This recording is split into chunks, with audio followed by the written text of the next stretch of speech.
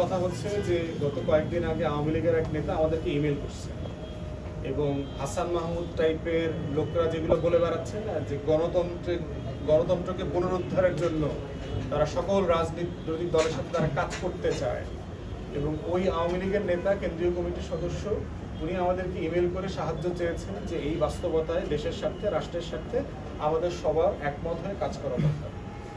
এখন প্রশ্ন হচ্ছে ধরেন রাস্তাঘাটে মাঝখানে একদিন এক ভিক্ষুক এসে আমাকে বলতেছে যে আমি তোমাকে অনেক বক্তব্য দিতে দেখি, আমিও বক্তব্য দিতে যেতে চাই টেলিভিশনে। সে আমাকে এসে বলতেছে ভিক্ষুক যে সে টিভিতে যেতে চায়, অথবা আমি যেন একটা টিভিতে যাওয়ার টকশোতে যাওয়ার জন্য তাকে অ্যারেঞ্জ করে দেই। এখন এই যে ভিক্ষুক যেভাবে টকশোতে যেতে চায়, এটা তো যেতে চাওয়ার অধিকার তার আছে, সেটা এই দেশের নাগরিক।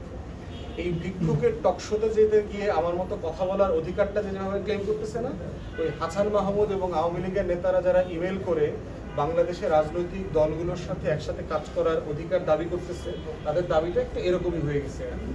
এই জন্য আমরা বোধ করি না যে এরকম ডাইনোসর হয়ে যাওয়া একটা মৃত প্রায় রাজনৈতিক সংস্থা এবং একটা সন্ত্রাসী দলের সাথে কোনো গণতন্ত্রীপন্থী রাজনৈতিক দল একসাথে কাজ করবে, এটা একটা মানে আমাদের চিন্তার আলোচনার মধ্যে নাই।